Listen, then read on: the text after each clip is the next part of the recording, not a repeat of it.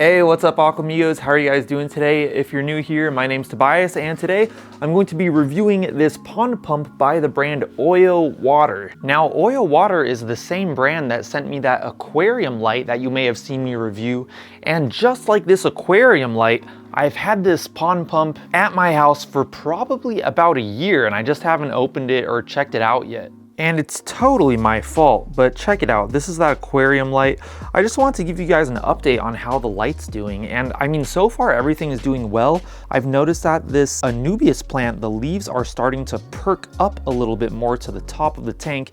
And I have noticed a slight increase of algae on the glass, which I did expect. I think it's just natural that that would happen, but actually it's not a whole lot more algae than what I thought. Since the last video where I reviewed this light, I actually haven't cleaned any of the algae off the glass. So as you can probably tell, I'm pretty happy with that aquarium light. But anyways, let's go outside and we'll check out this pond pump. All right, here we go, guys.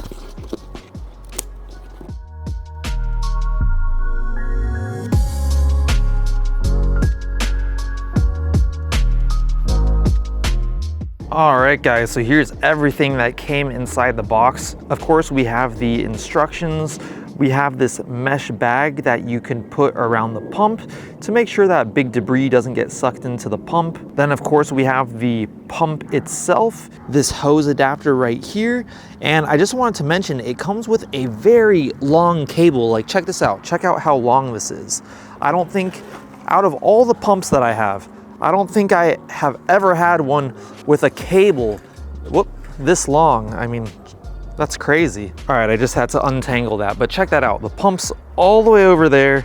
We're all the way over here, and it's still going, guys. I mean, I don't know how long that's gotta be more than 20 feet long. That is awesome. That is really cool. Now, the specific pump that we have is the OYOWATER PE3000. And according to the instructions, the hose adapter that it comes with is this second one from the left, this one right here. So according to the instructions, this hose adapter should be 1 1/4 at the top and then 1 3/4 down at the bottom.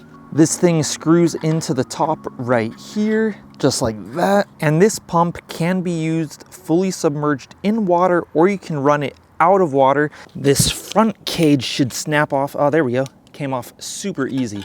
And then you can attach a pipe right onto here, or a fitting, I should say. And then however you want to do it, PVC or whatever. So yeah, I'm gonna go ahead and put that back on. Ugh. All right, so I have the instruction manual here and I figured I'd just read you some of the specs. So once again, we have the OYOWATER PE3000. This is a 155 watt pump.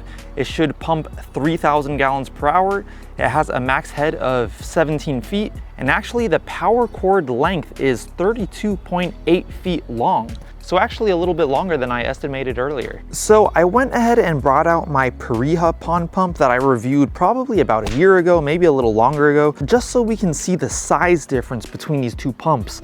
Now, the max flow rate of this Pareja pump, which is a variable speed pump, is something around 3,800 gallons per hour, while this OYOWATER pump is 3,000 gallons per hour. And it is not a variable speed pump, so that's just the flat gallon per hour rating. But I just wanted to show you guys the size difference. It's quite a bit smaller than my Pareja pump.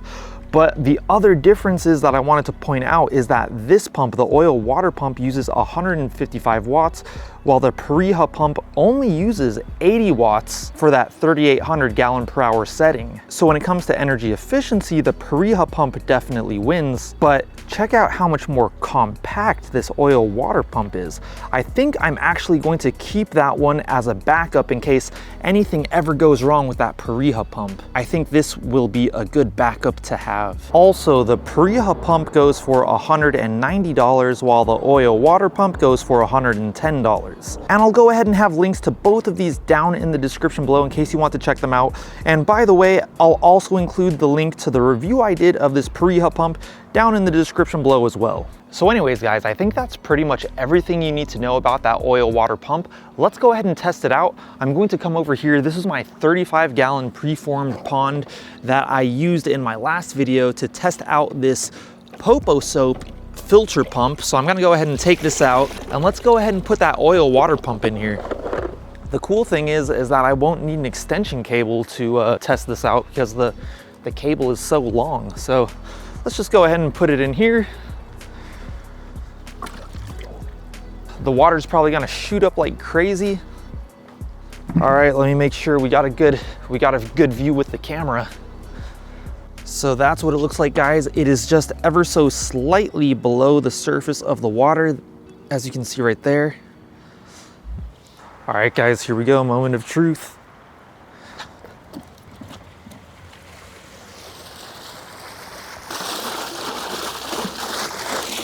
All right, guys, not bad at all. That's pretty much what I expected it to do. Very cool.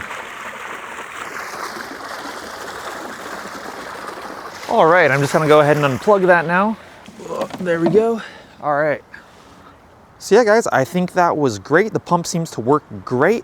Once again, that's $110 on the OYOWATER website. If they are on Amazon, I'll find the link and I'll put it in the description below. But for the larger pond, which I estimate to be around 3,000 gallons, I am planning on using the Patrikios pump on the highest setting, which is just over 3,800 gallons per hour. But if you are someone who was looking into this OYOWATER pump, I think it's a great pump. And one more thing, guys. In my next video, I actually plan on starting the biological filtration for the big koi pond. Check out, I bought this the other day. It just arrived in the mail, I believe yesterday or the day before. This is what I got right here, guys. A lot of you probably know what this is. These are bio balls. Inside this mesh bag, there are 300 of them. It costs $24 for this bag of 300 bio balls. You may remember that originally I was talking about doing like kind of a moving bed filter with like K3 or that kind of moving bed filter media that I've seen a lot of people using, but just the cost was astronomical. I mean, for this bag, it was like $24, I believe. I suspect that with maybe 8 of these, I could probably fill one 35-gallon brute trash can, maybe a little bit more. So I mean, it can probably cost me anywhere from like $200 to $300 per each brute trash can that I choose to fill with bio balls. That's kind of just an estimate. As a lot of you know, I've kind of been at a standstill. I just had to start making decisions or else I would just not do anything. So I had to make a decision. I decided to do bio balls for now. In the future, if I ever want to upgrade to a better media, I can always do that, but I think bio balls are pretty good. And I'll show you guys the design that I'm thinking of in my next video. I plan on starting the biological filtration, so make sure to stay tuned for that. And once you see how I'm building it, I think you'll agree that the bio balls kind of make sense. So anyways, thank you guys so much for watching. I really do appreciate that. As usual, if you did like this video or if it did help you out, make sure to go down there and give this video a like. That would help me out so much. If you would like to see more of my videos in the future, make sure to hit that subscribe button and also that bell notifications button.